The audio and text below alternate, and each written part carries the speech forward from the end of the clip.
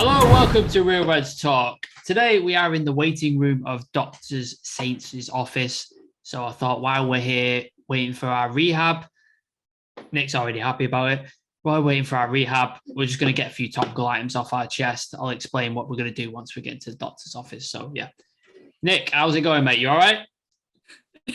The doctor's office. We're in the doctor's office. Take it seriously.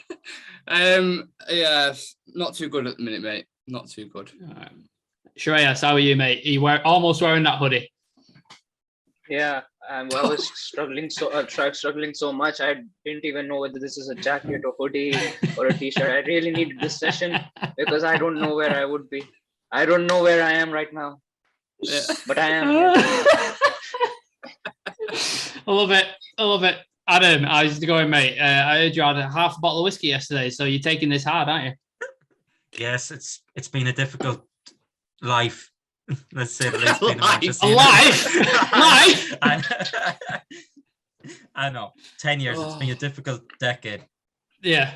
Well, under Glazers, it's been 17 years, hasn't it? It's been a difficult 17 years, but we had Fergie for a few of those. So before we sort of go into our rehab and start talking about stuff that we want to get off our chest, we're just going to cover a couple of topical items. One of the first things is Ten Hag seems like it's done 100%. Everything's been signed off. I's have been dotted. T's have been crossed. Everybody happy with that? Nick, how are we feeling? Now it's pretty much official from the sound. Yeah, it feels like a long time coming now, doesn't it? It seems like, we've been talking about Poch or Ten Hag since, November, October time around there. So it feels like, especially on this show, we've been talking about him, week in, week out. It's getting there. And then Romano comes out. As me and Dan are doing the tweet. As me and Dan are doing the news show, Romano literally tweeted about 2 minutes beforehand. If you've not gone and watched that video, go watch it because it's interesting to see their sort of reactions as it came out. 100%. So me and Dan was a bit like, wow. So yeah, it's been verbally agreed. So yeah, buzzing. I just think, just let him get in the door now in summer. Let's get his feet under the table, see what the problems are, which, Radnick's going to give him a list longer than anything you'll ever see. There's probably about 20 things that he needs to sort out. So yeah, excited. I want to be a fly on the wall in that room when he's having discussions with Ten Hag and Murta and see what direction they want to take the club in and how long we think the plan's going to take and stuff like that. So very exciting time. Probably the only bit of positive news we've had for a while anyway. Yeah. Shreyas, he's been signed on a 3-year deal with an option for a 4th year. Probably there's going to be no announcement until after the Dutch Cup final. What are your feelings? You excited, happy? You think a lot of players are bricking it now? Yeah, I think that as United fans, we definitely needed this news of Ten Hag coming in more, and actually it was more important for Adam as well, whether he would shave his head or not. Now he's certain that he definitely has to shave his head now. Yeah. So, and even looking at this from a footballing perspective, I think I do see a much stable future under him, and with rumors coming out that he will be given the power to actually choose his own backroom staff as well. I think that is going to work wonders because we've seen the same guys being in the job even after managers get sacked, like McKenna is still there, but he'll be leaving. So I think him getting the first choice in making those decisions and actually having a say in, like we are saying, the transfer windows, players going in and players going out as well, about contract renewals. I think there will be a big change at the club. So as long as we are patient with this guy, I think that we'll be seeing a much, much better United under him rather than the ones that we have been seeing till now, because there won't be any hasty signings, I would say. Nothing really that we've been doing, like deadline day desperate offers, which are just make or break for us, like 50-50, it works or it doesn't work out. Either way, they're just there to fill those spaces and wages. So I think getting Ten Hag, especially in this time when you would expect at the end of the season big clubs going in for him as well, I think it's a smart move. So pretty excited as to how things are going to shape up and how he would evaluate this squad at the moment and make some trims and get some new players in. Yeah, total agreement. Adam, you've got your man. He's arrived, Mr. Ten Hag himself. 3-year contracts and extra 4th year, that indicates to me that they're giving him the time. They're going to give him a longer deal to hopefully put his plan in place, get the players he wants, get the players he doesn't want out the door. Do you think it's going to be a while before we see United sort of where we want them to be? Do you think it's going to be a sort of slow build? It's going to take time. It is, and we're going to have to be really patient. It's something that we haven't really been, especially in these 10 years. We've almost wanted instant success, but you see the likes of Liverpool, they laid the foundations down and they're only being successful now there. And we're at that stage now. We got to do a whole rebuild, start from ground zero, make our way up. It's just give the guy time, because he knows how to make a team. He's used to having his best players stripped of him for the last couple of seasons, and he's managed to still maintain success. And that's something that I'm just hoping he can replicate at Man United. Not necessarily having his best players picked constantly, but just the success by bringing, whether it's these new youngsters into the team, they're showing potential. He's going to put a whole layout into the youth system. They're going to be playing the same system as the first team. So that once they go into the first team, they're going to be used to it. So I can't wait for it. It's probably the only bit of excitement that we've had probably all season, if we're being honest. And at the end of the day, it's like, we got Erik Ten Hag. I just don't think you understand. He's Ragnick's chosen man. He's better than Zidane. Hey, you're going to start a chant off at Old Trafford. I'm trusting you to, but when you come over for the Norwich game this weekend, you're starting that off in the crowd when we're in there. Yeah. So I've only just noticed your goatee as well. I can't believe I only just noticed that. didn't even realise. I think we all need to grow. We need to all grow one in solidarity, don't we? So once he arrives. The head. Getting there. Just need these bits here. All right. One other bit of news that was quite interesting that came out. Rafael van der Vaart, former Dutch footballer, played for Spurs, played for a bunch of big teams. He came out and he sort of commented on Erik Ten Hag's sort of appointment of Man United. He sent a warning to Ten Hag and basically said the players, referring to like United players, they've made so many managers leave while they were playing so badly. Now they get a manager who'll be very clear and present with his plan. Those who won't cooperate will get thrown out. Nick, is Ten Hag going to be ruthless? Should certain players like, I don't want to sort of like throw everyone under the bus, but players like Harry Maguire, players like Martial, Pogba, should they be worried? Should they be sort of thinking, I'm going to get like kicked out of this team on my little hefty contract? I think in order for him to succeed, he's going to have to get rid of players like that, in my opinion. If he wants to develop a culture and have a certain standard, he needs to get rid of players like that. It's not going to be easy. You sign Maguire for £80 million, club captain. You can't just walk in and be like, right, he's gone. That'll be a massive, massive decision if he does that. And I will fully back it if he does. But United paid that much money for him. You're going to recoup about 20 to 30 million, aren't you, in his current state, if you're lucky. So that's a situation that needs to be looked at. Selling players like Pogba will be much easier because they want to go on a free.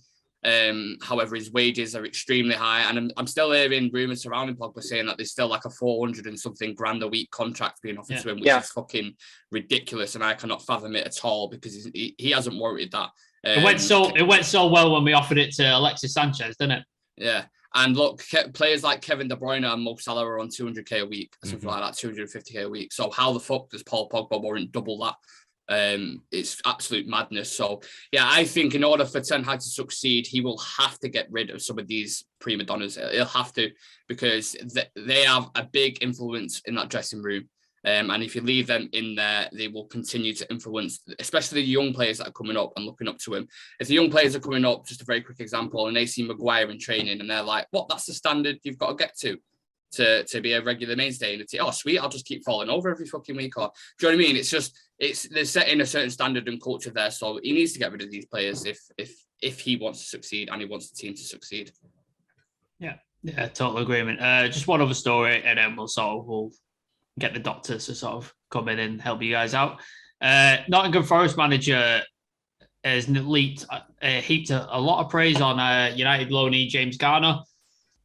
He said his out-of-possession game might go a bit under the radar, but there's that's been really good as well. He reads, intercepts, and really important passes.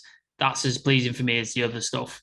Obviously, United have struggled with any sort of quality midfielder, especially in the defensive sort of back 8 and 6 positions. Adam, could he make a case for when Ten Hag comes in to be one of our sort of midfield choices?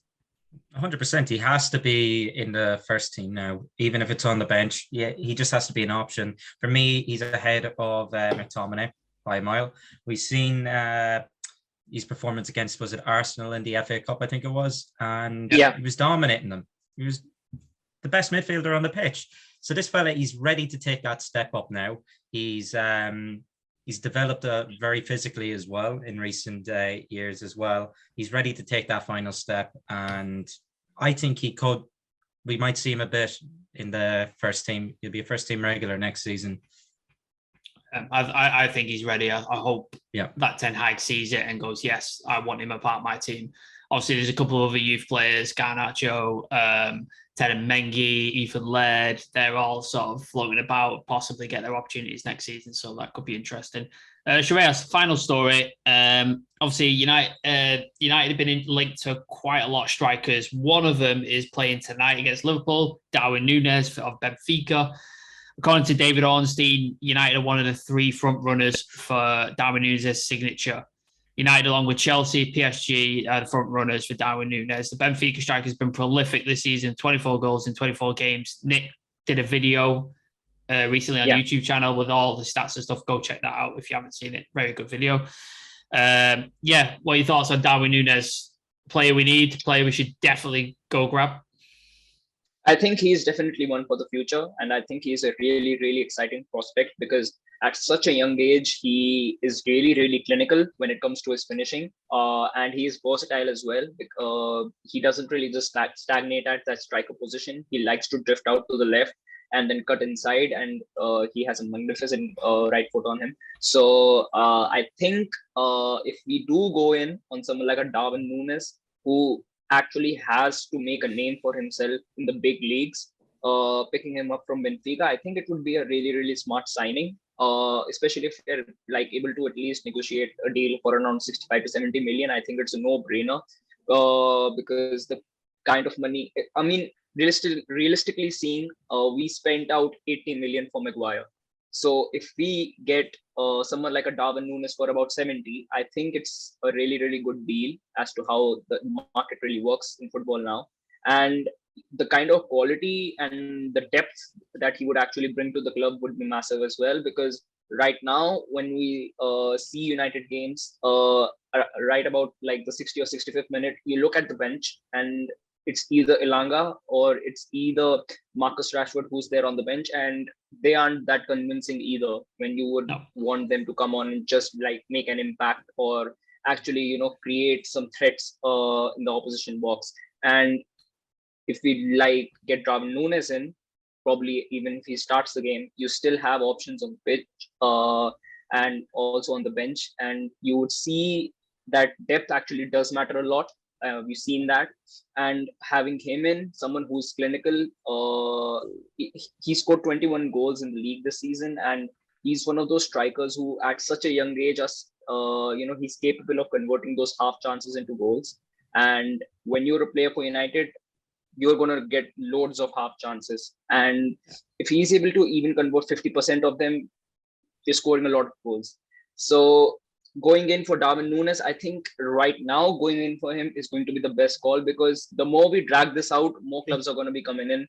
With the UCL qualification being on the line as well, I think, like you mentioned, Chelsea being in there, PSG being in there, probably an Mbappe replacement for them, Darwin Núñez. But I still think that if we are able to get him in before the season ends, like I think about just 3 to 4 weeks from now, if we are actually even able to have pre-contract agreements with him, I think it could work. But the more we drag this out, I think we will lose out on him, even to an Arsenal, because the guy wants UCL football, or he wants a serious project where he does see a future for him getting trophies in as well. So give it 3 to 4 weeks, I would say, and we'll have a clearer picture. Because if this drags out 3 to 4 weeks, we all know that we aren't getting in. Yeah. because United are not capable of doing more than one deal at a time, Yeah. apparently. I was listening to the Athletic podcast, the football one, and they were basically saying, they were talking about Ten Hag and all that, and basically the rebuild for United this summer is 2 midfielders, a striker, and a right attacking / winger, which just shows you the state of our recruitment recently. If we're going for all those positions, like with the lack of investment or the poor planning, the poor choices we've had in our recruitment, we bought Jadon Sancho after 2 years of dragging it out to play in the right wing, and now he's playing on the left, and we're still without a right winger. We've bought midfielders who don't fit any system, like Fred. He does. I don't know where his best position is. He just doesn't seem to fit in anything. I think we may have even bought him just to stop City, because City were sort of interested in him, weren't they? And they were just sort of. So I don't know what it is. Donny as well, I don't even know if Solskjaer wanted him. I don't know if that was a player he wanted and he was forced upon it, and look what happened with him. Yeah. So, and then our striker situation, obviously the Mason situation is out of our hands. Couldn't predict that. But buying a 36, 37-year-old Ronaldo just to stop City getting him, probably a mistake. As much as we all love Ronaldo, definitely a mistake. Cavani, bought him at, what was he, 34 when we bought him? Yeah. 34. Injury prone, as we've seen this season. It's been more evident. Great, yeah. He made some impact in a couple of games, scored some good goals, but apart from that, not a great option. And then Marcus Rashford and Anthony Martial, and we've seen what's happened to them. It's not been great. So, yeah, recruitment needed in the summer. Ten Hag's got a massive job on his hands, and hopefully we all hope for the best, but we know who's in charge of this club, so let's not hold our breath. So, with all that said, should we get the doctor in so you guys can start to feel a little better about being United fans? Yes, please. Yes. Yeah. Yes. Cool. Yes, let me just go grab him. Here, I can get him. I can get him too. I can get him. Okay. There we go. I like it. Very. I don't know where Sam's gone. Oh my God, he's got a lab coat on. Oh wait, I need to look like a patient as well. Wait. I know. Oh no! Don't, Sheree, don't do that. Don't do that. No. We're going to talk about this. It's all going to be all right. Don't take any tablets or anything like that. We're going to be all right. So my name is Dr. Saint, as you all know. You see my little name thing there. Today we're going to talk about being United fans, because we all know it's very, very painful and it's very depressing, and we're all going to help each other today. So why don't we all introduce ourselves? We'll go around in a circle. Nicholas, why don't you start? Hello, guys. My name is Nicholas, and unfortunately, I've been a United fan for 20 years now. Hi, Nicholas. Welcome, Nicholas. Welcome. Hi, Nick. Thank you. Shreyas? Like the doctor mentioned, I just remember my name again. My name is Shreyas. I'm a United fan. I don't know how long it's been so hard for me to remember things lately. It's been a long time. It's been a long time. Yeah. Mr. Gray. Hi guys, my name's Adam Gray. Been struggling, been a very, very hard season this year, and I think I've seen the bottom of a bottle more times than we have points on the table. Yes, I know we shouldn't use alcohol as a tool to cope, Adam, but I understand. So my name is Dr. Saint. I have qualifications. If you want to know, my initials is LUHG. That's for my master's and my doctorate that I got in United Psychology. So yeah, we're going to do a little group therapy session. We're all going to get stuff off our chest. We're going to feel better after this. We're going to feel like the world is not as shit as we think it is, because being a United fan, it feels that way a lot of the time. Let's be honest. Yeah. Nicholas, what would you like to talk about today? The floor is yours. Well, today, Doctor, I'm going to be talking about Adidas and the dog shit kits they keep providing us. Yeah, not great. Now, look, I've been a United fan for the best part of 20 years now. As I mentioned before, we've had our successful periods in the 90s, 2000s, won a lot of trophies, made some great memories, and had some really good kits along the way. But the last 10 years of late, we have relapsed into a pit of darkness on and off the pitch. And it's something that's been annoying me since around 2015. And that is when we signed a deal worth £750 million to have Adidas as our primary sponsor. Not to mention the prices they actually charge for the kits. And we're talking, just short of £100 for a kit that looks like Stevie Wonder's designed it. So, yeah, let me take you lot on a trip down memory lane and remind ourselves. Nicholas, you brought visual aids. I'm very impressed. Yes. I thought that would help with the process. So, yeah. So also, if anyone wants to throw abuse at some of these kits, I'm going to show on the screen. Feel more than welcome to, as I know it's great to vent. So yeah, we will start off with the 2015 to the 2015 kit. As we all remember this one. Remember it here? Yep. So Louis van Gaal, the season we had Louis van Gaal in charge of the club. We won our record 12th FA Cup with Anthony Martial finishing as top goal scorer for the club on 11 league goals. The home kit, really didn't like the colour. The Chevrolet sponsor looks awful, and it looks more like a woman's top than a man's top. So 5 out of 10 for me. A bad start to the contract for Adidas. Then we have the away kit. Bear with me a second. This one, if we all remember this. I don't mind. I thought the colours complemented each other. Black and orange wasn't a great depth of detail involved in the design. So for that reason, I'm going with a 6.5 out of 10. Shaky start in the first season. So well done, Adidas, for that. We get to 2016 to 17. Louis van Gaal finishes 5th, wins a cup, but gets sacked. And it's a special one who takes charge. He wins the fake treble, Europa League, EFL Cup, and the Community Shield. Zlatan finishes top scorer for us on 17 goals. So a successful season on the pitch. However, home kit. Right, let me bring this up. There we go. We can all see that, can't we? Yeah. Looks like one of them jigsaw foam floor mat things that kids play on. Terrible. I could have done a better design myself with some fucking crayons. So that is getting a 5 out of 10 for me. Dreadful. I feel that's generous, Nicholas. The 5. Yeah, a 5 out of 10 is, look at that. Look at you know what I mean? Them geo mats that you get for your kids. Awful. Then we have the away kit. This one. Colours didn't really go for me, and I'm still sick of looking at that fucking Chevrolet sponsor. So we've got 5.5 out of 10 for that. That's 2 years in a row with below standard kits. Meanwhile, Madrid, Ajax, and Chelsea. Look, let me show you some of these. Madrid are getting these absolute beauties. You've got Ajax, same season. Can't really see most of that, but you get the gist. Not to mention the Bob Marley one they did as well. Absolutely amazing. This is 16 to 17 specific. I mean, like some of these kits, that kit, so we are fit, and then we get United with that kit, and it's just like, come on. Right, so let's move it on to the 2017 to 18 season. Jose Mourinho's second season in charge. Nicholas, that seems to be the same one as the first one you showed us. No, it's not. It's different. I mean, it looks very much the same, doesn't it? It does. Yeah, this is the point I was going to get on. I get what you're getting at. So yeah, Jose's second season in charge, and a season without Wayne Rooney, the former club captain. We finished second that season, which Mourinho still considers one of his greatest achievements of his career, and he may have a point, to be fair. And Lukaku finished top goal scorer with 16 goals in the league.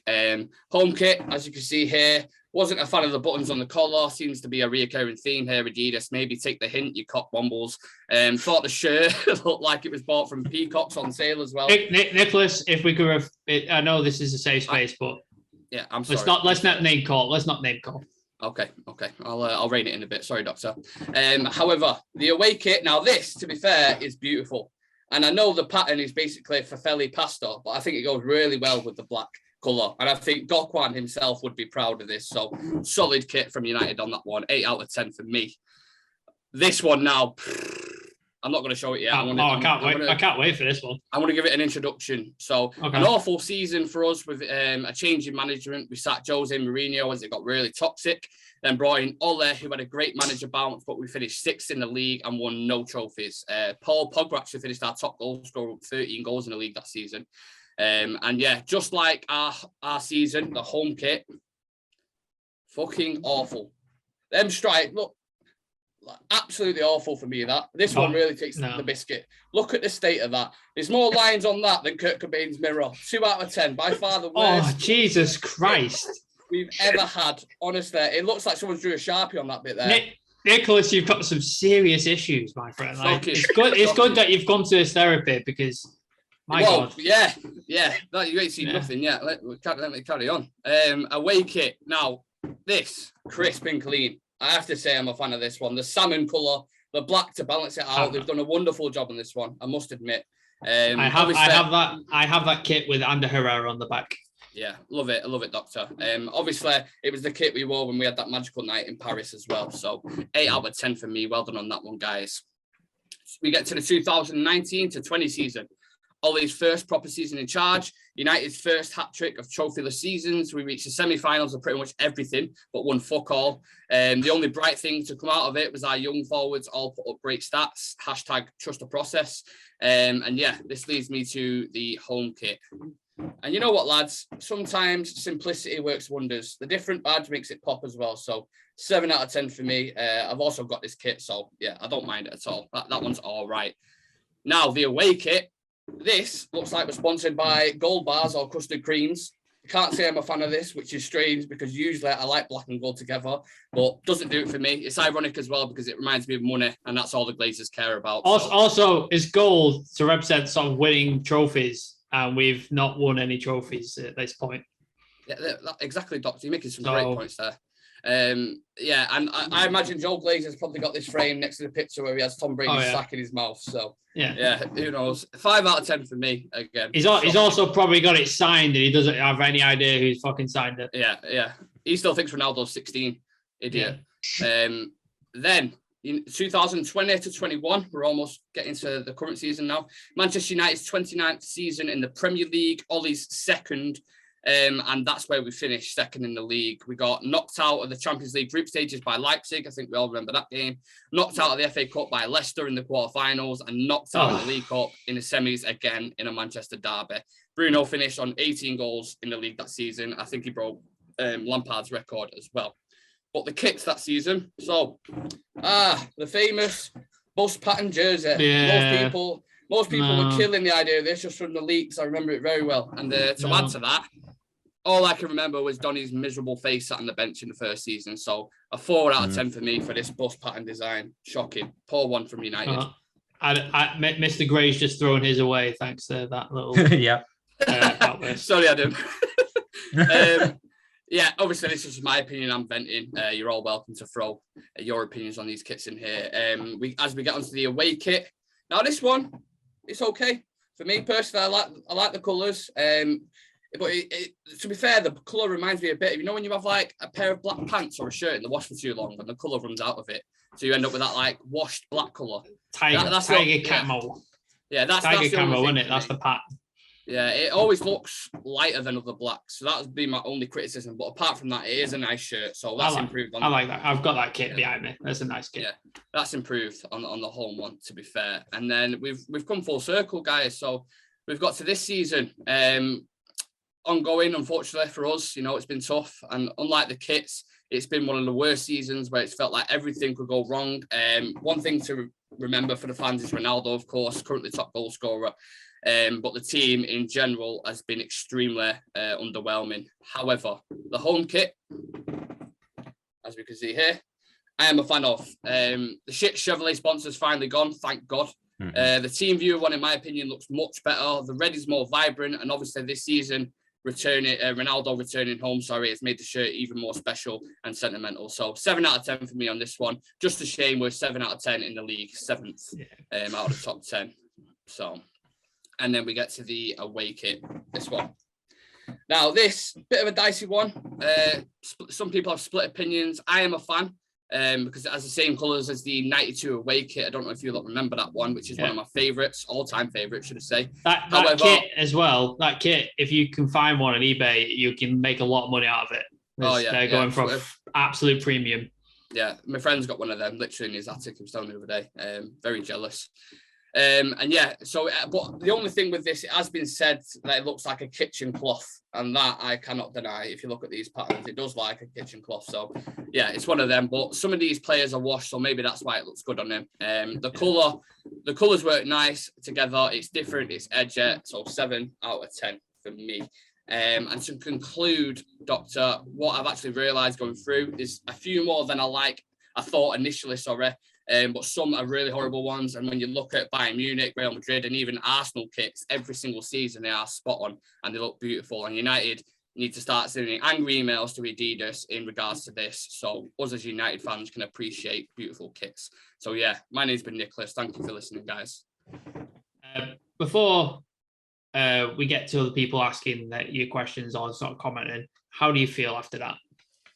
Much better, to be honest. I feel like, these thoughts have been, it's been 10 years now. Yeah, so. It's good. It's good to get it off your chest. This is what this whole process is about. Get the things off your chest so you feel better and you don't then take it into the rest of your life, because as much as we all love United, we don't want it to ruin the rest of our lives because it's not worth it. Any Shreyas, Adam, any comments from you guys regarding the kits? Anything you want to share? One. Yeah. You know, for a club that's obsessed with shirt selling, why don't we have nicer kits? That's what pops into my head. You've seen like the likes of Juventus, Real Madrid have all these nice kits. Can you imagine if we had, like, just say if we done something special like what Ajax done? You have non-Ajax fans buying that shirt, that Bob Marley shirt, that it's sold out everywhere. It's near impossible to get now. The Nigeria kit in the, was it World Cup or the Europe? The AFCON. Yeah. Absolutely beautiful kit, and you couldn't buy it anywhere, and they were going for like 300 quid on eBay, like ridiculously good. Yeah, and that's what comes if you have a nice kit. Like even non-fans will start buying the kit, and we just go, when he went through all them, barely any of them, probably 1 in 5 was nice. That was it, like above par. So why don't they? I can't remember. Together? I can't remember the last kit where I looked at it and went, "Oh my god, that's amazing! That I need that kit." I can't remember. Like, it's been a long time since I've done that. The last time I really ordered a kit was the Champions League final one, which Ronaldo wore. The AIG one with a Nike tick on the back. That's the only one I've looked at, and I'm still trying to get to this day now. It's almost impossible, which I thought was a beautiful kit. But apart from that, you have to go back to the 90s really, where you get the proper like nice retro ones. Like everything else, like I've seen PSG kits where I've gone, that is a beautiful, absolute kit. Venezia in Italy, they do every year. They do absolutely stunning kits. Nigeria kit, like Bob Marley Ajax kit. There's so many. Like, I feel like Adidas put an intern on United's kit design and just go, here you go, mate. Nobody really cares about this. That can be your experience for this project. So you go sort that out. We'll focus on the big teams who are winning stuff. We'll do that. You know what kit I really liked? I really liked, if you can remember it, the Juventus one with the black star. It was pink. Yeah. That was a couple of seasons ago. I don't know who actually made that for them. The sponsor was Sky, wasn't it? Sky something. It was like blue and yellow, I think. Either that or it was. I've got a Juventus thing here. Sorry, 1 second. Shreyas, any comments on your Nicholas's kits? Any thoughts or anything? I think the club is saving money on designers as well. Yeah, probably. Pretty much. Surprise me. Get more dividends, get more money out. Yeah. Just get all the money, but don't really give a toss about what the actual design is, because why would you? Because they're that big, they know they'll sell anyway. They could make a turtle kit and it'll sell.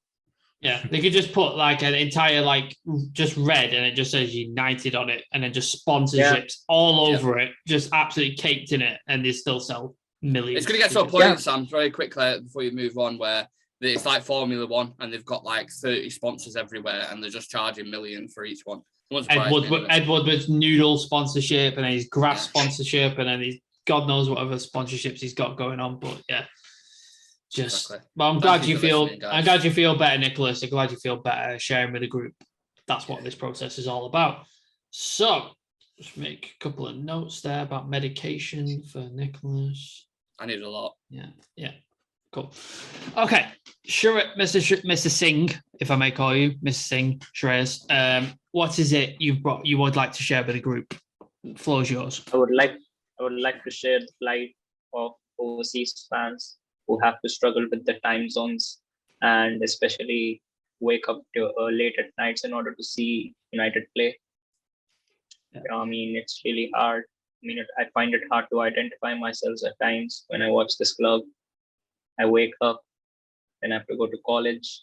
Whenever you see United play, and the sky comes out, and you see a screen saying 5-0, you just expect yourself to Nicholas, could you not have somebody's pouring their heart out here? Take it seriously. So you expect a new day to start, and you expect that there are going to be some nice people out there who can actually give you some comfort. Then you run into a horde of Liverpool fans,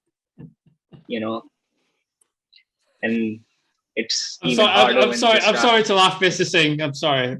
Nicholas is ruining your moment here. This is me laughing with you. This is me laughing with, like, in pain. This is painful laughter.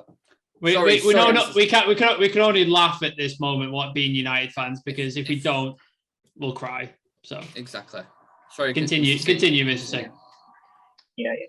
And then the worst part is that when Liverpool fans they hug you and try to console you, all they do is whisper in your ear, 5-0. And throughout the day, when you're sitting in that class and your professor is speaking, and he makes that chart in economics with this demand and supply, and you see that graph going down, I saw United. Yeah. And you see it everywhere you go, don't you? When it affects your life, yeah. You see it everywhere. Wherever I go, I see that face, and I mean, it is really hard sometimes. It's really hard. People. We're all here for you, Mr. Singh. We're all here for you. Yeah. And Can we just touch fingers on the lens? I'm here for you, Shreyas. Yes. In moral support. I'll be right here. See, laughter is a good solution to United's problems, because I think we have nothing to solution. enjoy.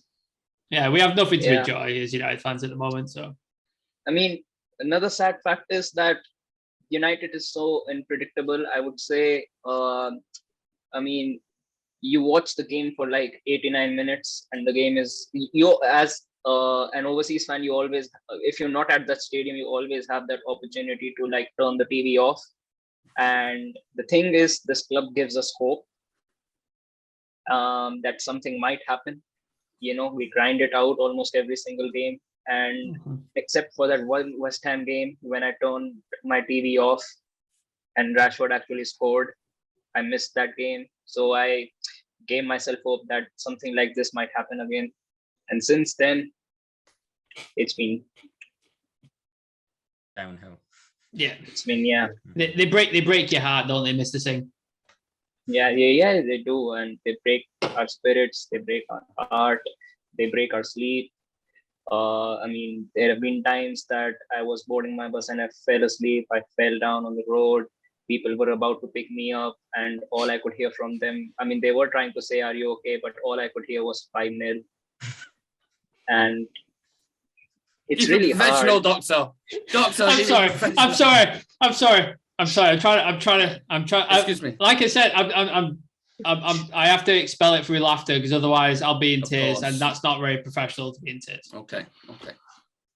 And then continue. one day when I heard that Ronaldo is coming back, I was actually really, really happy that legend is coming back. It was good for a couple of games. There was a lot of electricity, and then I was very, very excited. So I stayed back at my college, and with Liverpool people actually at my college, and I stayed back and I said, let's watch the game together, because it was just a Man United versus Watford game. So you expect that it was going to be an easy game. And while I was sitting there, I had hope. Then a 4-1 happened. It's the hope that kills you, Shreyas. It's the hope that kills you. And it's false hope. And yeah, even that day, the only thing that those Liverpool people said was it the 5-0 or the 4-1? Yeah. And then Mr. Solskjaer lost his job, which was not a good time for any of us. Yeah, Is then that, is this that, club is that, gives. is that everything, Mr. Singh, or do you have anything more to sort of share? I mean, if you could just prescribe me other tablets because these are We'll talk about to about run out. medication later, Mr. Singh. We'll talk about medication later. This is Yeah. just about the process of talking and getting it out. We'll talk about medication Oh. and treatments afterwards. Let's just get through the process. Have you finished? You finished? Yeah. I think we should all applaud Mr. Singh for sharing his pain. I think all right. Nicholas, Adam, is there anything you'd like to comment on sort of overseas fans and the sort of the things Mr. Singh just shared? Yeah, I'd like to say the dedication you guys show getting up at 4 or 5 in the morning to watch us get absolutely battered. That can't go unnoticed. And yeah, from United fans who struggle to watch it in regular time, I can imagine watching it deep into the hours of the morning and having zero sleep can only get worse and make you feel frustrated. So my sympathy is with you, Mr. Singh. And as I said before, here's my finger to touch if you ever need me. Just one thing more to add on. Just sure. Just one more thing to add on that. Mr. Gray, this is not a time for mocking our fellow patients. Keep it together. Because I'm from India, and I actually have there is a person here who goes by the name of Mystic, and usually he's really bang on. Mr. Raj, yes. Yes. Yeah. He is a patient at this clinic. Yeah. Oh. What about patient doctor confidentiality? Oh, crap. So, I'm sorry. I don't know of this mystic person you speak of. Yeah. Yeah. So before this season, he was actually really bang on with his predictions. So whenever he used to make a prediction, we wouldn't really even watch the match. We just used to, it's just 3 points. It's easy. The guy said that we're gonna win, but the club broke him as well, and it was really hard to see that guy break down. So I think we lost a hero. Yeah, cost us a lot of money. Not that you should be betting on anything, but yeah. Yeah, I lost my house.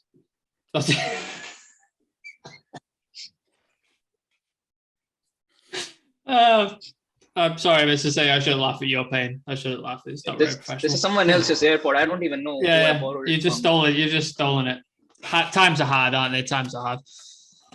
Mr. Gray, anything to comment on overseas fans? Well, I'm technically one, I suppose, but I'm in the same time zone. When us overseas fans actually come over to Old Trafford, we're paying a lot of money, and it's expensive enough trip. So we just want to see the players actually perform and do something positive and actually show some fight. And we're not getting that. We're just not getting it at all this season, and especially at home. There's a U2 song called Walk On, and one of the lines is home, that's where the hurt is. And for us, that's where the hurt is this season. Yeah. So for us overseas fans coming over, we're treated to that, and it's painful. Yeah, I just also wanted to say, I think a lot of people give up, United in particular, and their fans a hard time. Are you okay? Do you need some more tissues, Mr. McCabe? Got plenty. Okay.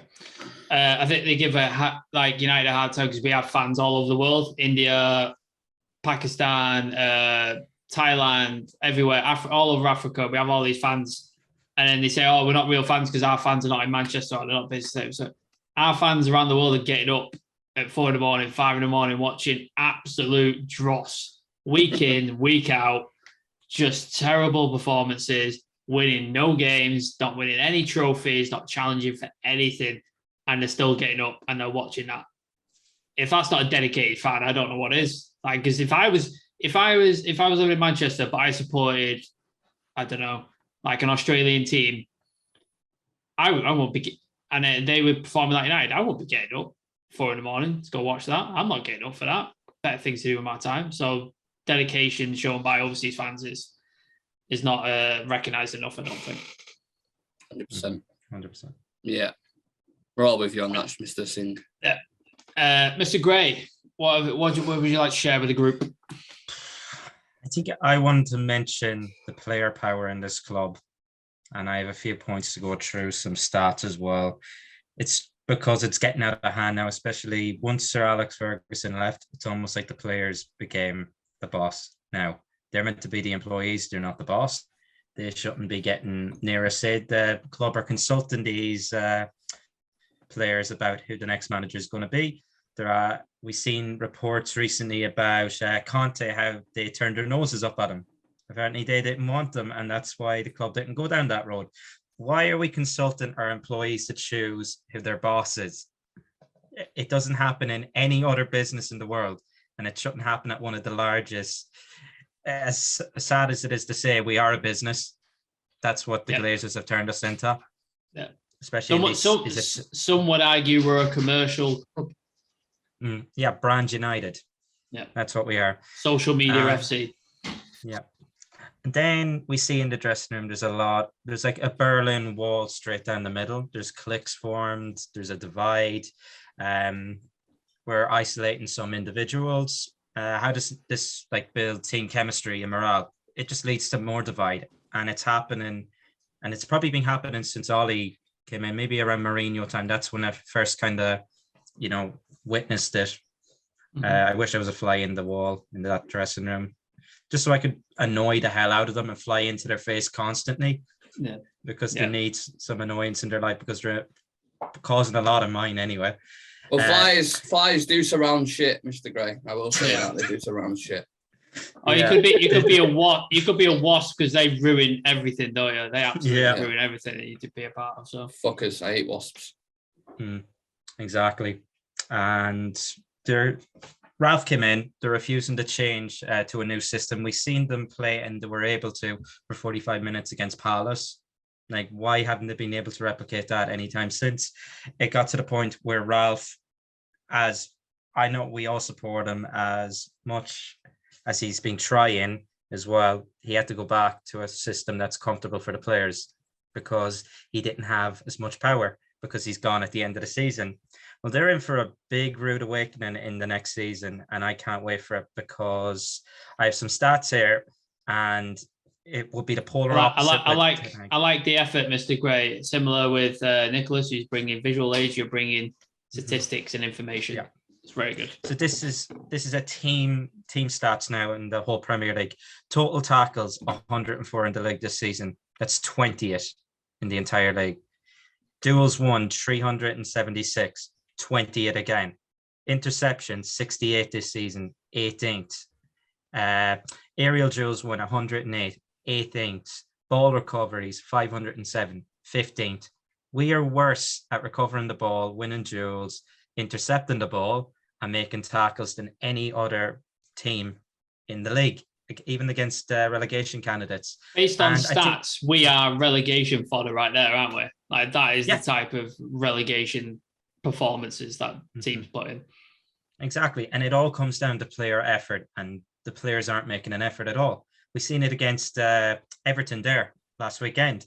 If you put any pressure under Everton, they're going to crumble. Burnley scored 3 goals by them, and we couldn't get one. And Sean Dyche comes out and says they're a team that don't want to win. They don't look like they want to win. And they come out against us and they beat us.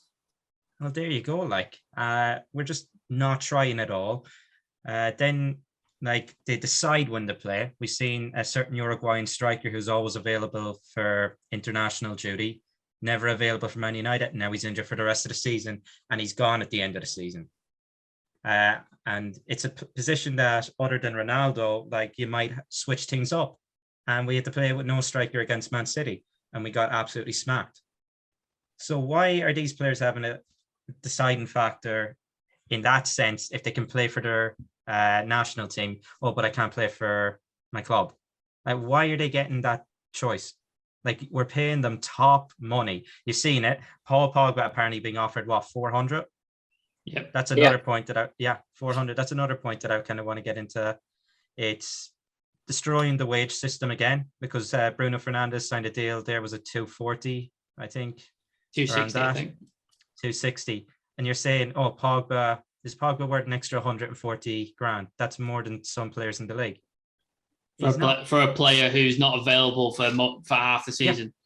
Yeah. For out of the 5 years he's been here, 2 whole seasons he's been injured. Yeah. And we take the piss of Phil Jones. And I said that again. Why are we letting the players have a say in who the next boss is? I'm glad the club have gone against former players, current players, and much of the media to actually choose the next boss, because Ten Hag, the way he plays, those duels won, interceptions, ball recoveries were quite low. He wants us to be the best at that, especially in his system. So these players are in for such a rude awakening. And if you're not willing to put the effort in, then fuck off. Yeah. And I'll conclude it with that.